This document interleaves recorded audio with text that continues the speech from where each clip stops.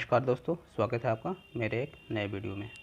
दोस्तों, जैसा कि आपको पता है कि उत्तर प्रदेश लेखपाल की बहुप्रतीक्षित परीक्षा का आयोजन UPSSC के द्वारा अब जल्द ही कराया जाएगा, क्योंकि नई सरकार का गठन 25 मार्च को होने के पश्चात आयोग भी अब तेज़ी से अपने वैकेंसियों को, जो कि अभी रुकी हुई हैं, उसको क्लियर कराने का प्रयास करेगा। तो इसको देखते हुए अब लेखपाल की तैयारी करने वाले छात्र जितने भी हैं, उनसे मैं यही कहना चाहूँगा कि आप लोग अपने पढ़ाई की स्पीड को और तेज़ कर लीजिए, क्योंकि अब लेखपाल की परीक्षा जून या जुलाई तक होने की संभावना और ज़्यादा बढ़ गई है। तो इसी को देखते हुए दोस्तों, मैंने अब MCQ सीरीज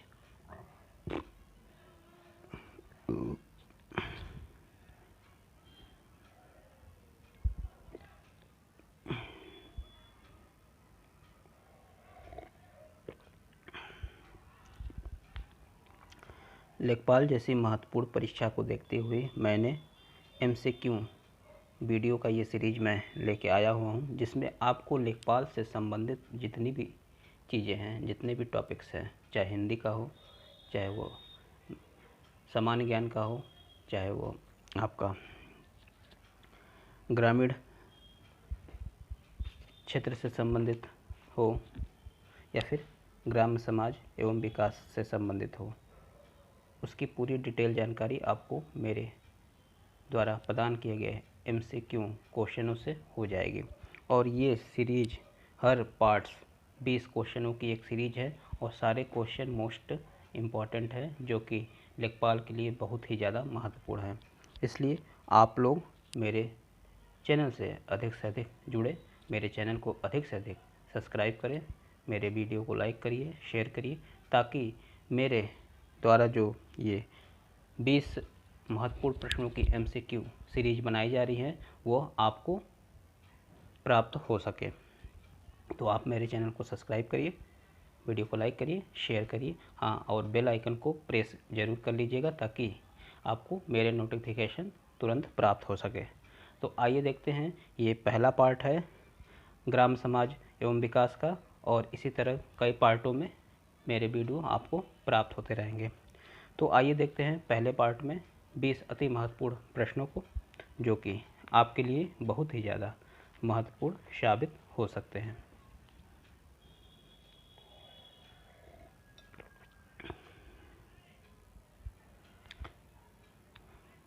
दोस्तों, ये सीरीज हमारा लेखपाल के कार्य और विभागीय जानकारी से संबंधित है, जिसमें आपको चकबंदी और राजस्व विभाग दोनों के बारे में जानकारी प्राप्त होगी, वो भी MCQ क्वेश्चन के माध्यम से। तो हमारा पहला जो प्रश्न है वो ये है कि उत्तर प्रदेश में चकबंदी योजना की शुरुआत कब हुई थी। और आपके सामने ये 4 ऑप्शन भी हैं, 1955 में, 1956 में, 1954 में, या फिर 1958 में। तो दोस्तों, जो इसमें हमारा सही आंसर होगा वो होगा 1854, यानी कि 1954, यानी कि उत्तर प्रदेश में चकबंदी योजना की शुरुआत 1924 में हुई थी।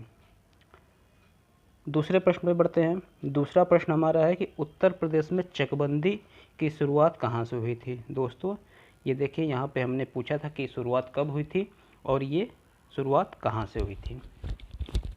तो बात करते हैं कि उत्तर प्रदेश में चकबंदी की शुरुआत कहाँ से हुई थी। आपके सामने ऑप्शन है, मुजफ्फरनगर जिले की कैराना तहसील, सुल्तानपुर जिले की मुसाफिर खाना तहसील, तीसरा ऑप्शन है 1 या 2 दोनों, या चौथा ऑप्शन है इनमें से कोई नहीं। तो दोस्तों, जो उत्तर प्रदेश में चकबंदी की शुरुआत वो मुजफ्फरपुर ज़िले की कैराना तहसील और सुल्तानपुर ज़िले की मुसाफिर खाना तहसील, यानी कि दोनों जगह यह इसकी शुरुआत हुई थी। तो हमारा जो आंसर है वो होगा तीसरा, यानी कि 1 और 2 दोनों जगहों पे चकबंदी की शुरुआत हुई थी। तीसरा प्रश्न हमारा, उत्तर प्रदेश में संपूर्ण प्रदेश में चकबंदी कब लागू हुई थी। मैंने यहाँ पे चकबंदी लिखना भूल गया है।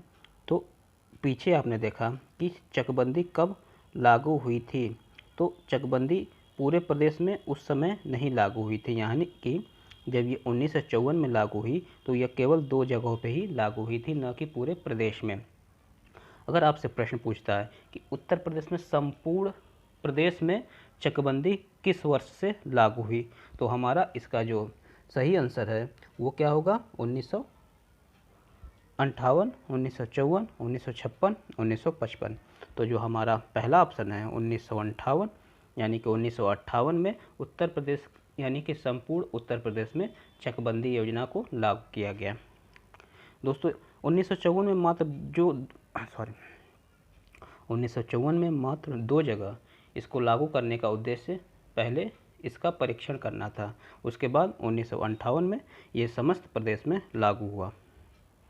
हमारा चौथा प्रश्न है कि जमाबंदी से क्या मतलब है,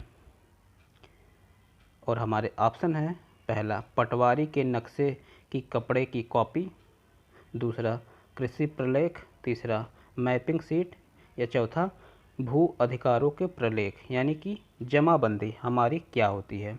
तो दोस्तों जो हमारी जमाबंदी होती है वह भू अधिकारों के प्रलेख होता है, यानी कि ऑप्शन नंबर चौथा हमारा सही है।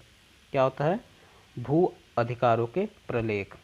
तो जो जमाबंदी है वह भारत में प्रयुक्त शब्द है जिसका संबंध भू अधिकारों के प्रलेख से होता है, अर्थात यह एक ऐसा दस्तावेज होता है जिसमें तहसील से संबंध प्रत्येक गांव के भू अधिकार प्रलेखों का ब्यौरा दिया रहता है। बात समझ में आई? ठीक है, आगे बढ़ते हैं। पांचवा हमारा प्रश्न है कि उत्तर प्रदेश में भू नियंत्रण अधिनियम किस वर्ष में पारित किया गया था? दोस्तों आपको यहाँ पे ध्यान देने की आवश्यकता ये है, ये भू नियंत्रण अधिनियम है और चकबंदी अधिनियम अलग चीज़ है और ये अलग चीज़ है। तो प्रश्न है कि उत्तर प्रदेश में भू नियंत्रण अधिनियम किस वर्ष पारित किया गया था, और आपके सामने ऑप्शन है 1945, 1947, 1952 या 1956। तो हमारा जो ऑप्शन है 1945, यानी कि उत्तर प्रदेश में भू नियंत्रण अधिनियम को 1945 में लागू किया गया था, और उस समय ये पारित हुआ, लेकिन ये लागू हुआ 1946 में जाके।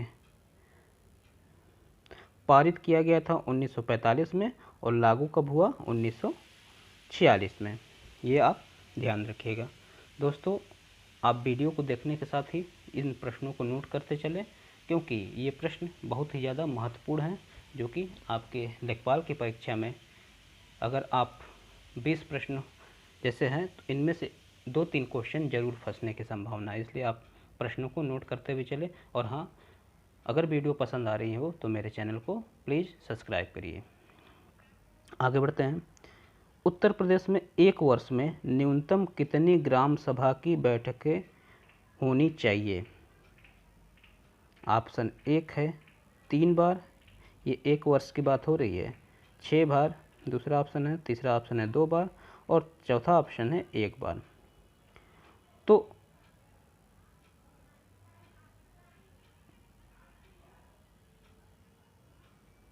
जो हमारा ऑप्शन नंबर 3 है, यानी कि 2 बार, यानी कि एक वर्ष में न्यूनतम 2 बार, यानी कि कम से कम 6 महीने में 1 बार, 6 महीने में 1 बार, यानी कि साल में 2 बार। न्यूनतम क्या उसकी संख्या है? 2, यानी कि एक वर्ष में न्यूनतम 2 बार ग्राम सभा की बैठक होनी चाहिए।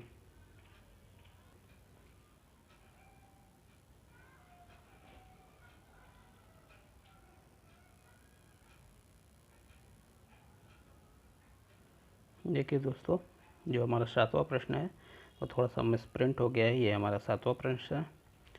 तो हमारा जो 7वां प्रश्न है वो ये है कि भूमि पैमाइश का कार्य कौन सा विभाग करता है?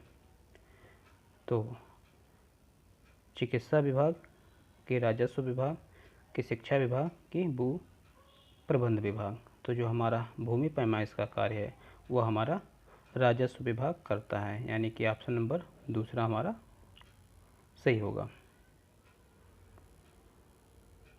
राजस्व विभाग। तो भूमि की पैमाइश यानी कि नाप, पैमाइश का मतलब होता है नाप, का कार्य राजस्व विभाग के लेखपाल व कानूनगो के माध्यम से होता है। भूमि प्रबंधन के अंतर्गत भूमि संबंधों के समायोजन, भूमि उपयोग के निरीक्षण के सार्वजनिक स्वामित्व को बनाए रखने का कार्य होता है। यानी कि इसका कार्य दूसरा है, इसका कार्य दूसरा है। अगर भूमि पैमाइश की बात हो तो वह राजस्व विभाग के द्वारा होता है। हमारा 8वां प्रश्न है कि भूमि का उपयोग करने के एवज में वसूल किया जाने वाला टैक्स क्या है। यानी कि जो कृषि योग्य भूमि है उसका जो इस्तेमाल किसान करते हैं या जिसकी ज़मीन होती है वह व्यक्ति करता है, तो उसके एवज में वह कौन सा टैक्स सरकार को देता है। तो लगान, आयकर, विक्रय कर या उपकर। तो इसमें से जो लगान है वो हमारा भूमि के उपयोग करने के एवज में दिया जाने वाला टैक्स होता है। तो और यह कौन वसूल करता है लगान? यह राज्य सरकार वसूल करती है। प्रश्न नंबर 9 कि जमाबंदी तैयार की जाती है 8 प्रतियों में, 4 प्रतियों में, 6 प्रतियों में कि दोस्तों यहाँ पे 8 2 बार लिखा गया है, इसको आप 2 कर लीजिए, 2 प्रतियों में। तो हमारा सही जवाब भी यही होगा कि 2 प्रतियों में इसका जमाबंदी तैयार की जाती है। तो दोस्तों जैसा कि आपको पता है कि जमाबंदी से आशय क्या होता है? अभिलेखों के अधिकार से है, जो भूमि अभिलेख को इंगित करता है एवं इन रिकॉर्डों का रख रखाव तहसील के द्वारा प्रत्येक गांव के लिए किया जाता है। इसमें भूस्वामी, भूमि क्षेत्रफल इत्यादि का ब्यौरा होता है। जमाबंदी की 2 प्रतियां बनाई जाती है, जिसमें से एक सरकार के पास और दूसरी पटवारी के पास रखी जाती है। तो हमारा सही जवाब होगा 2 प्रतियां। हमारा 10वां प्रश्न है कि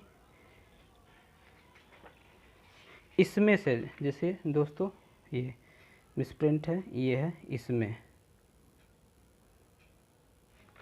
इसमें से खेत के मापन यानी कि खेत को मापने की सर्वोत्तम इकाई कौन सी है। तो हमारे सामने जो ऑप्शन है वो है जरीब के द्वारा, या फिर प्लेन टेबल के द्वारा, या फिर प्रिज्मेटिक कंपास के द्वारा, या फिर थियोडोलाइट के द्वारा। तो जो हमारा सही ऑप्शन है वो है जरीब के द्वारा। तो दोस्तों जो जरीब है यानी कि जंजीर, एक तरीके से जंजीर है। अगर आपने कभी गांव में लेखपाल को खेतों का मापन करते हुए देखा होगा तो आपको पता होगा कि जरीब क्या होती है। जरीब एक लोहे की जंजीर होती है जिसमें कई कड़ियाँ लगी होती हैं, जिसकी संख्या लगभग 90 से 100 के आसपास होती है। और उत्तर पश्चिम सीमा प्रांत में प्राचीन समय से ही कृषि खेत के मापन हेतु एक जंजीर का प्रयोग होता आया है, इसे ही जरीब कहते हैं। और ये जो जरीब है वो 55 गज या 20 नॉट के बराबर होता है। एक जरीब के वर्ग को 1 बीघा कहते हैं, यानी कि एक जरीब वर्ग यानी कि एक जरीब लंबा और एक जरीब चौड़ा, उसको हम क्या कहेंगे? 1 बीघा के बराबर होता है। और जरीब की लंबाई कितनी होती है? 55 गज।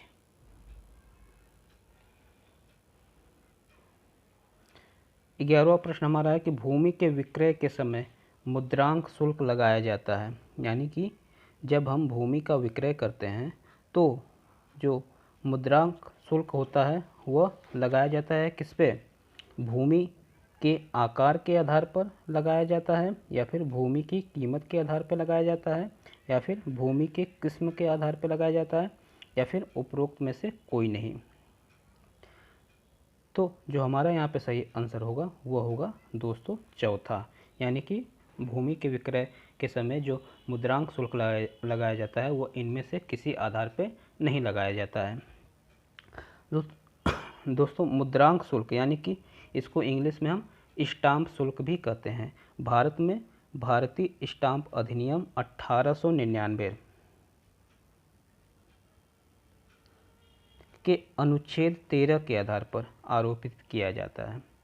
स्टाम्प शुल्क के आधार पर रोपित होता है। किसके आधार पे? इंस्ट्रूमेंट के आधार पे। यहाँ पे इंस्ट्रूमेंट्स के से आशय उस दस्तावेज से है जो भूमि की बिक्री को प्रमाणित करता है। स्टाम्प शुल्क भूमि की बाजार कीमत या अनुबंध मूल्य दोनों में से जो भी ज़्यादा हो उस पर लगाया जाता है। हमारा 12वां प्रश्न है कि उत्तर प्रदेश में राजस्व परिषद की स्थापना कब हुई थी?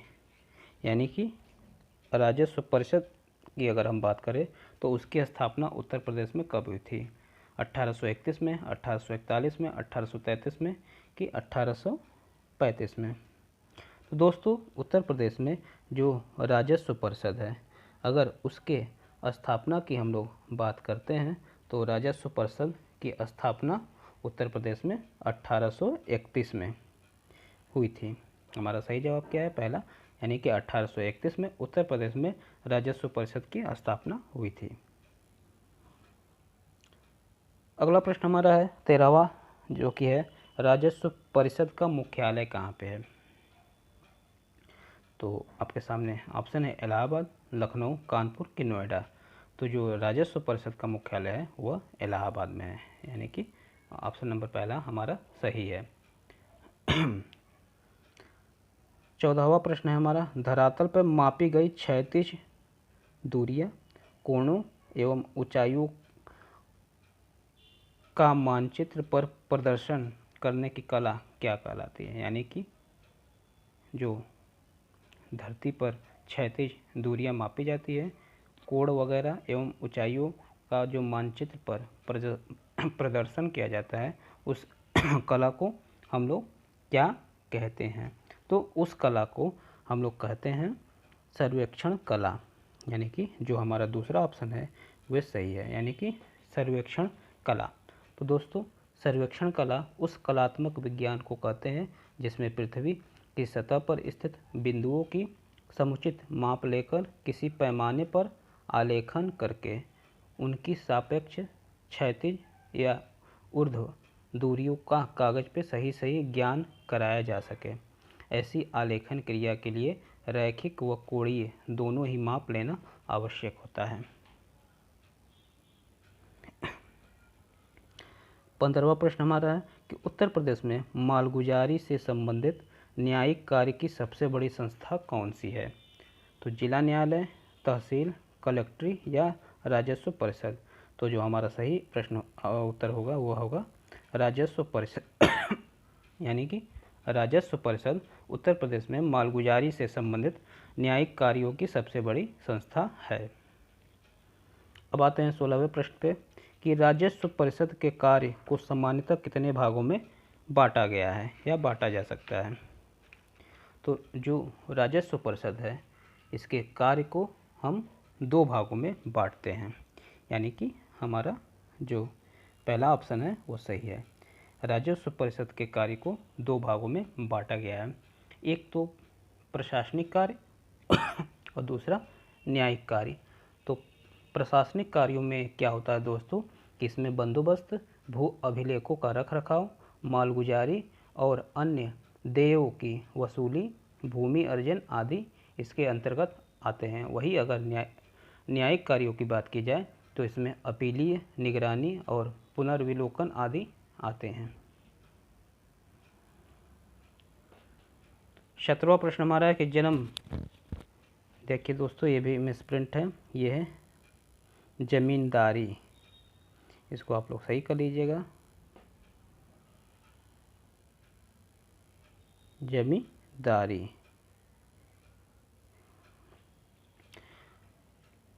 तो जमींदारी उन्मूलन राजस्व परिषद के किस अनुभाग के अंतर्गत आता है?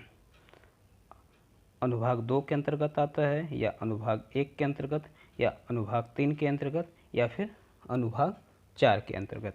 तो जो जमींदारी प्रथा है या जो जमींदारी उन्मूलन है वो राजस्व परिषद के अनुभाग भाग 1 के अंतर्गत आता है। तो हमारा ऑप्शन 2 इसमें सही होगा।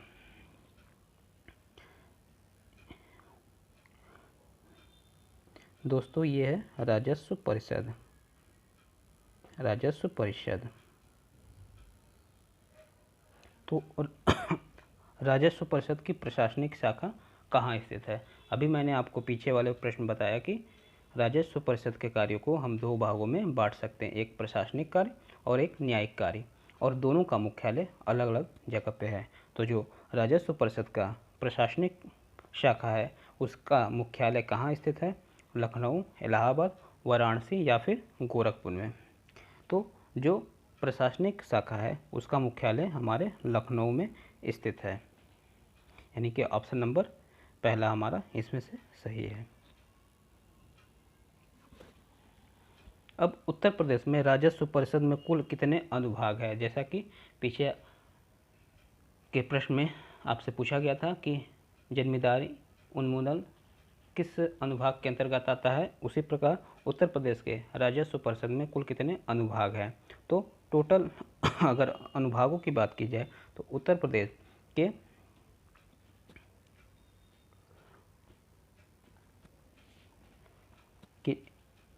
अगर टोटल अनुभागों की बात की जाए तो उत्तर प्रदेश में टोटल 19 अनुभाग आते हैं, यानी कि ऑप्शन नंबर 3 हमारा सही होगा। और 20वां और अंतिम प्रश्न कि राजस्व परिषद की न्यायिक शाखा का मुख्यालय कहाँ पे है? तो राजस्व परिषद की जो न्यायिक शाखा है, एक तो प्रशासनिक शाखा है जिसका मुख्यालय लखनऊ में था, अब न्यायिक शाखा का मुख्यालय कहाँ पे है? हमारा इलाहाबाद में है। और इलाहाबाद में ही इसका क्या है, मैंने आपसे बोला था पीछे के हमने कौन सा प्रश्न आपसे कराया था कि राजस्व परिषद की स्थापना कहाँ पे हुई थी? तो इसकी स्थापना इलाहाबाद में हुई थी।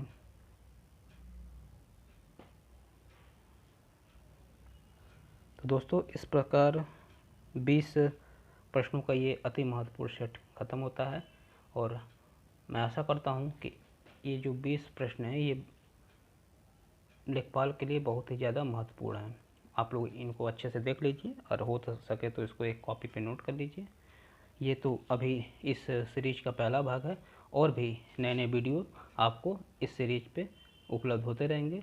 इसके लिए आपको हमारे चैनल को सब्सक्राइब करना होगा, वीडियो को लाइक करना होगा, शेयर करना होगा, और हाँ, बेल आइकन को प्रेस करना होगा ताकि मेरे नए नए वीडियो के नोटिफिकेशन आपको आसानी से प्राप्त होते रहें। वीडियो को पूरा देखने के लिए धन्यवाद।